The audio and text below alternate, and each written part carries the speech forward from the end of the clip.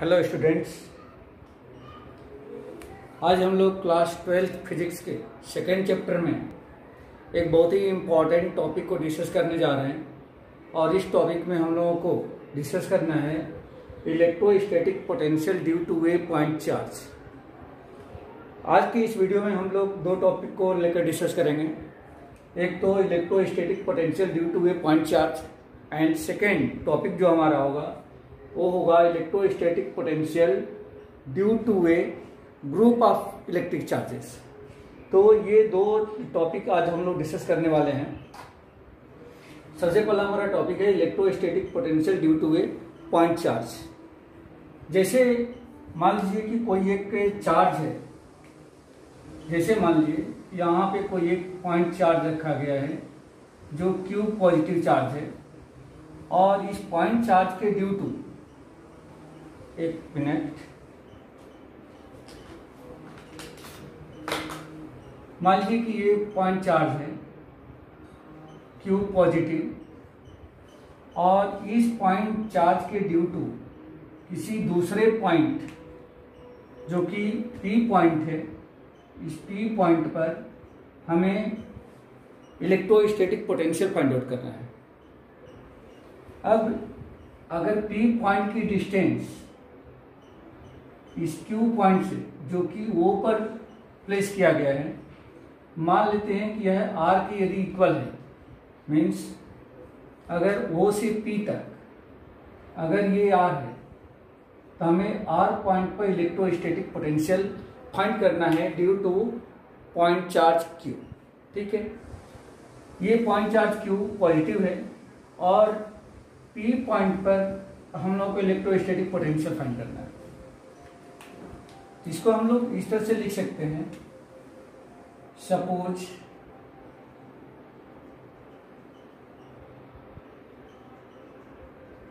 Eight point P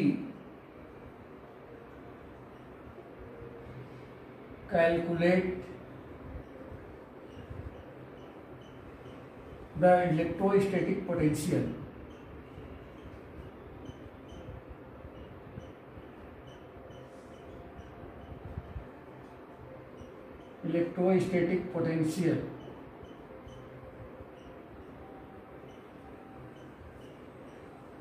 due to a point charge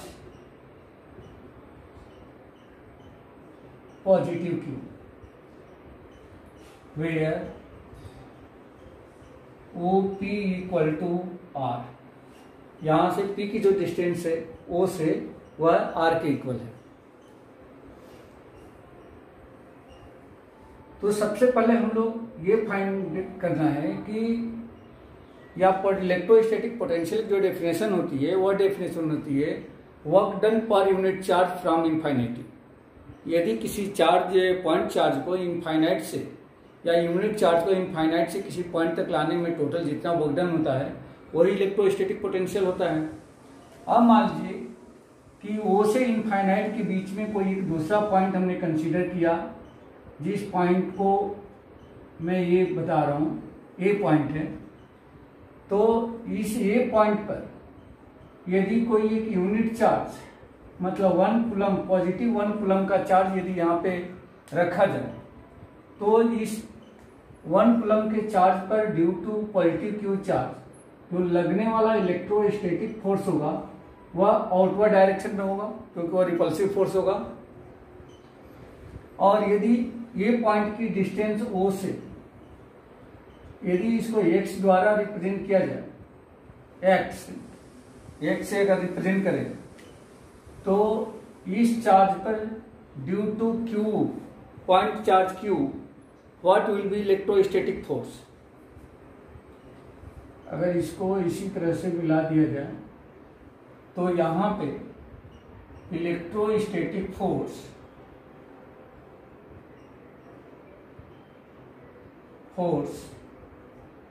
at unit charge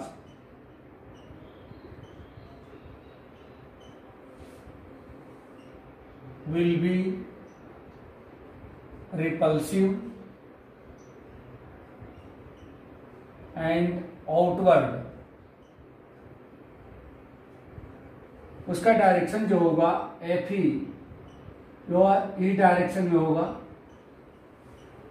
इस direction में इस पर जो रिपल्सिव फोर्स लगेगा वह आउटवर्ड डायरेक्शन में लगेगा। Therefore F E equal to किसके बराबर हो जाएगा, तो 1/4 pi epsilon naught into Q into 1 upon में square of distance between O and A means X square, या 1/4 pi epsilon naught into Q upon X square. या ए पॉइंट पर जो 1 कूलम का चार्ज जिसका मैग्नीट्यूड 1 कूलम है जो रखा गया है उस पर क्यू पॉजिटिव चार्ज के द्वारा लगा हुआ इलेक्ट्रोस्टैटिक फोर्स है।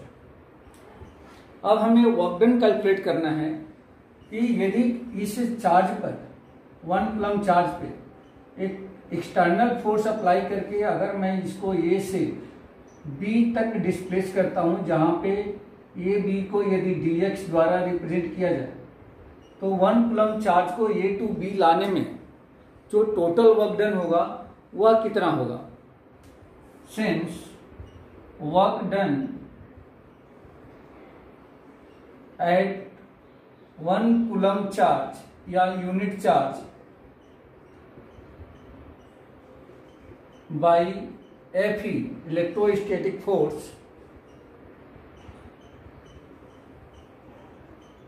विल बी इक्वल टू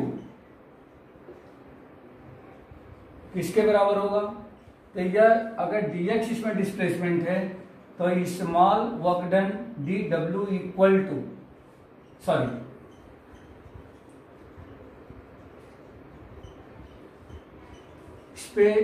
हाँ ठीक है, dw equal to small displacement dx, तो dw इक्वल टू कितना हो जाएगा, electrostatic force dot displacement dx, ये हो जाएगा। और यदि इसको ब्रेक किया जाए तो ये हो जाएगा F E dx into cos of theta. अब यहाँ पे हमें देखना है कि थीटा कितना हो रहा है, तो इलेक्ट्रोस्टैटिक फोर्स का डायरेक्शन ये है और डिस्प्लेसमेंट का डायरेक्शन जस्ट इसका अपोजिट है, तो यहाँ पे थीटा इक्वल टू 180 डिग्री है। तो अगर थीटा को यहाँ पे 180 कर दिया जाए तो ये F E into dx cos of 180, जहाँ पे थीटा इक्वल टू 180 है, तो कॉस 180 कितना हो जाएगा, -1 -1, तो ये हो जाएगा माइनस एफ ई इंटू में dx। ये हमें मिल गया स्मॉल वर्क डन। अब हमें टोटल वर्क डन फाइंड करना है कि यदि इनफाइनाइट से पी पॉइंट तक लाने में टोटल वर्क डन कितना होगा, तो इसको हम लोग लिख सकते हैं therefore total work done from infinite to R, P means O से पी की डिस्टेंस आर है, तो इनफाइनाइट से आर तक लाने में कुल कितना वर्क डन होगा, तो this will be integration dw equal to integration minus sign भी लगा देंगे एफ ई इंटू dx। अगर एफ ई की वैल्यू यहाँ पे ट्रांसफर कर दिया जाए 1/4 pi epsilon naught into Q upon X square, अच्छा कहाँ से कहाँ तक होगा, तो ये होगा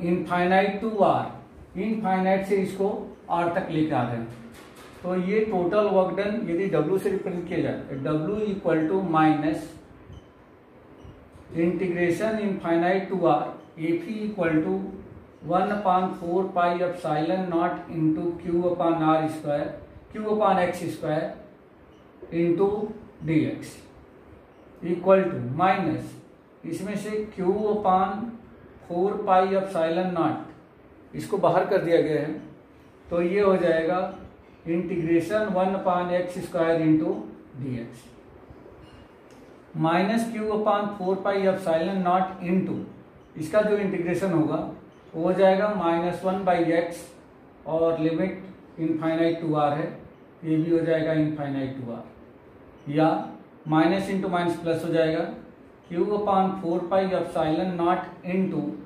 1/r-1/इनफाइनाइट, लिमिट को हमने ट्रांसफर कर दिया है। अब यहाँ से 1/इनफाइनाइट ये 0 हो जाएगा, इधर नोट कर लेते हैं इसको।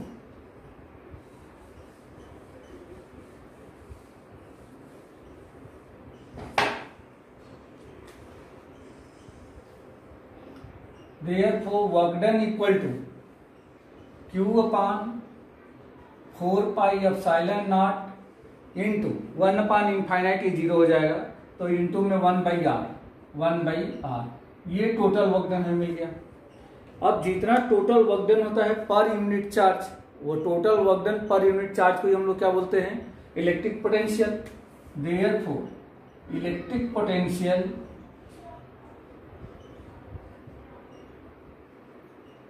Potential V equal to W, क्योंकि ये पर यूनिट चार्ज ही है, क्योंकि हमारा जो चार्ज हमने यहाँ लिया है वह 1 कूलम का चार्ज है, यानी कि पर यूनिट चार्ज Q से अगर डिवाइड करें तो 1 से इसको डिवाइड करना पड़ेगा। अगर इससे चार्ज के मैग्नीट्यूड 1 है तो 1 से डिवाइड करेंगे तो यही आ जाएगा। और ये इक्वल टू है कितना, Q/4πε0 इंटू R के इक्वल। तो ये मिल गया हमें इलेक्ट्रिक पोटेंशियल। अब यहां पे जो इलेक्ट्रोस्टैटिक फोर्स मिला था वह इलेक्ट्रोस्टैटिक फोर्स इलेक्ट्रिक फील्ड या इलेक्ट्रिक इंटेंसिटी के इक्वल ही था। Since electrostatic force F equal to कितना था, 1/4πε0 इंटू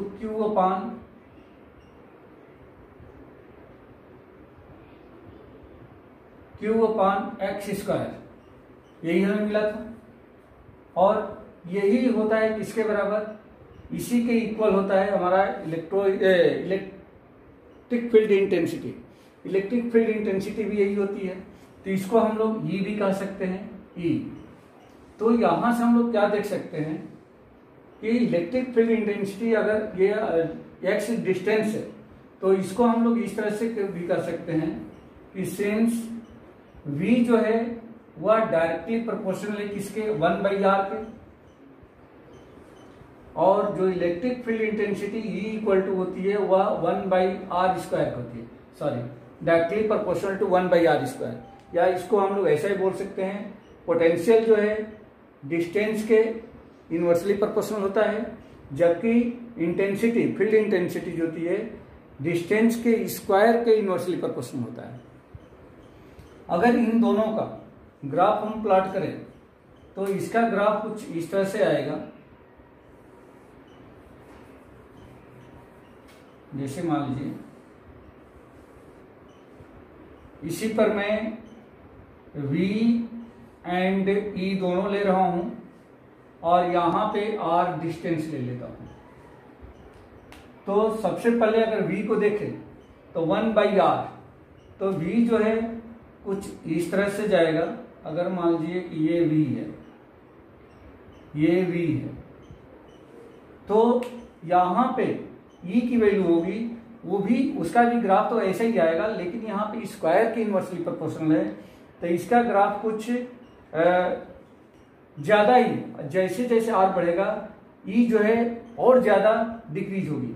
तो इसको कुछ हम लोग इस तरह से डिनोट कर सकते हैं, ऐसा ये E होगा। तो इसको हम लोग E से डिनोट करेंगे, ये E है और ये V है, ठीक है। तो इस तरह से हम लोगों ने अभी तक ये डिस्कस किया कि what will be electrostatic potential due to a point charge. किसी पॉइंट पर किसी पॉइंट चार्ज के द्वारा कुल कितना इलेक्ट्रोस्टैटिक पोटेंशियल होगा, तो वह हम लोगों ने देखा V equal to Q/4πε0 into में R के बराबर होता है। अब हम लोग ये डिस्कस करने जा रहे हैं कि what will be electrostatic potential due to a group of charges.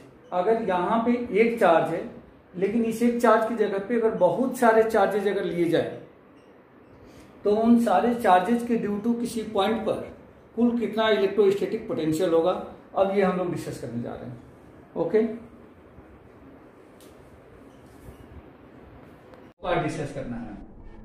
जैसे मान लेते हैं कि कोई एक पी पॉइंट है यहाँ पे, और इससे अलग अलग डिस्टेंसेस पर बहुत सारे चार्जेस हैं। जैसे मान लीजिए कि यहाँ पे ये Q1 चार्ज है जिसकी P पॉइंट से डिस्टेंस R1 है। दूसरा एक पॉइंट Q2 है, यहाँ पे Q2 चार्ज है जिसकी P पॉइंट से डिस्टेंस R2 है। इसी तरह से और भी हम सपोज कर लेते हैं ये Q3 चार्ज है यहाँ पे जिसकी P पॉइंट से डिस्टेंस R3 है।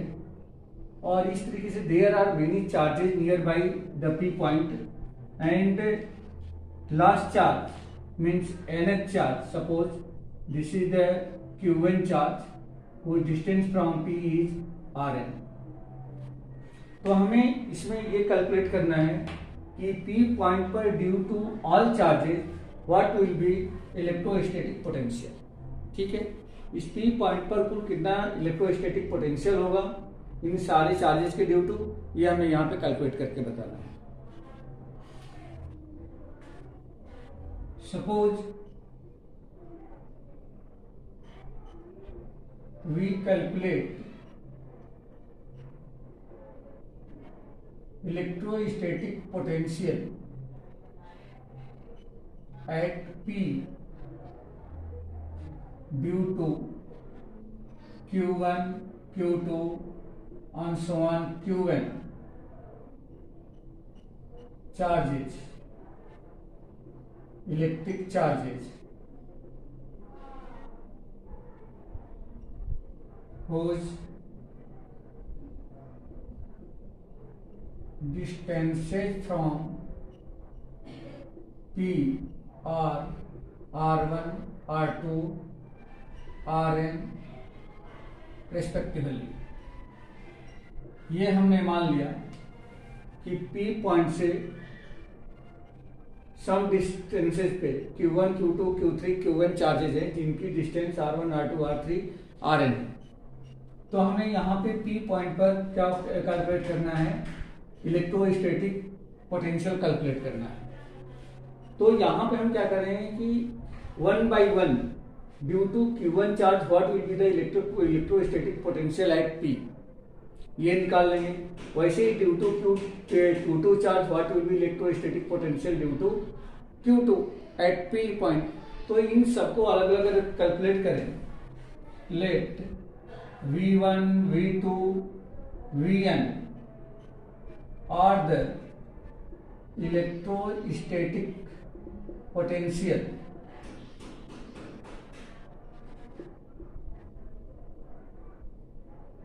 due to Q1, Q2, Q3, Qn respectively। Therefore, V1 equal to क्या हो जाएगा, V1 equal to V1 means electrostatic potential at P due to Q which is R1 distance from P। तो ये हो जाएगा 1/4 pi epsilon naught into Q1 upon में R1। ये हमें यहाँ पे ये मिल जाएगा।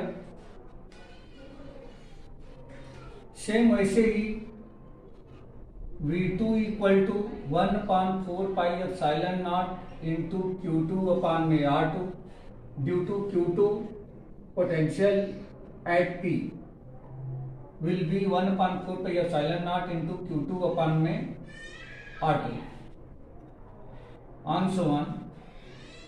और Vn is electrostatic potential due to Q1 at P।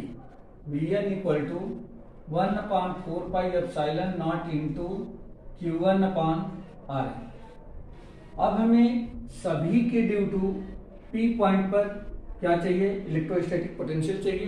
तो हम क्या करें, इन सब का रिजल्टेंट निकाल लें। मान लेते हैं let V equal to V1 plus V2 plus V3 plus on so on Vn, putting the value of all this 1/4 pi. यहाँ पे हम देख सकते हैं कि अगर सभी की वैल्यू यहाँ पे ट्रांसफर किया जाए तो इन सब में 1/4 पाई एप्सिलॉन नॉट ये कॉमन दिख रहा है, तो इसको मैं पहले ही कॉमन निकालता हूँ। 1/4 पाई एप्सिलॉन नॉट V1 के प्लेस पे अब यहाँ पे क्या बचेगा, Q1 upon R1 plus Q2 upon R2 plus dash plus Qn upon Rn, ये आ जाएगा equal to 1/4 pi epsilon naught into, इसको जनरल फॉर्म में यदि लिखा जाए तो सभी के बीच में सम लगा है, इसलिए यहाँ पे समेशन का यूज कर रहे हैं, और I equal to 1 to n QI upon RI, ये हो जाएगा electrostatic potential due to Q1 Q2 Q3 Qn on the point P। ठीक है, तो ये आपको एक रिजल्ट यहां मिल गया। ये मल्टीपल चार्जेस के द्वारा किसी पॉइंट पर जो इलेक्ट्रोस्टैटिक पोटेंशियल होगा ये हमने यहाँ पे फाइंड आउट कर लिया। अब इसको हम चाहें तो इसको वेक्टर फॉर्म में भी रिप्रेजेंट कर सकते हैं। वेक्टर फॉर्म में क्या होगा, मैं इधर का रफ कर देता हूं।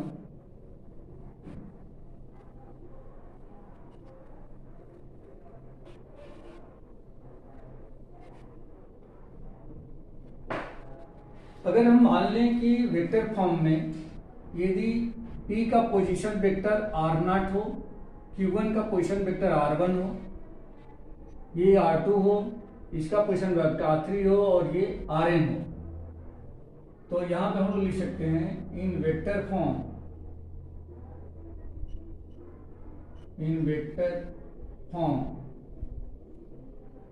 अगर इसी को मैं डायरेक्टली लिखना चाहूं तो ये हो जाएगा आपका V equal to 1/4 pi epsilon naught into, ये हमें क्या मिलेगा, या डायरेक्ट अभी यहां पे आते हैं तो ये मिलेगा Q1 अपान यहां से R1,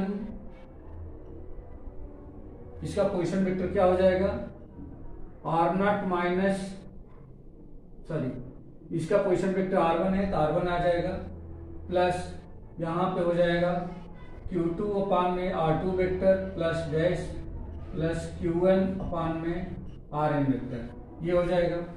अगर इसको जनरल फॉर्म में लिखें तो ये हो जाएगा 1/4 pi epsilon naught into summation I equal to 1 to n, और यहां पे हमें क्या मिलेगा QI whole upon R0 minus RI vector का मैग्नीट्यूड।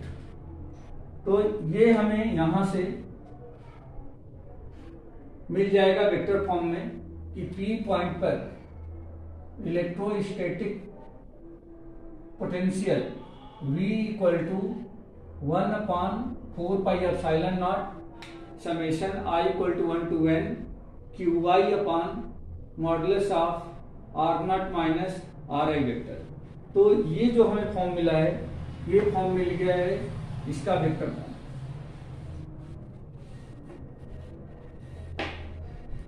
इस तरह से इस वीडियो में हम लोगों ने ये देखा कि electrostatic potential due to a group of electric charges at any point in the general form and a vector form also।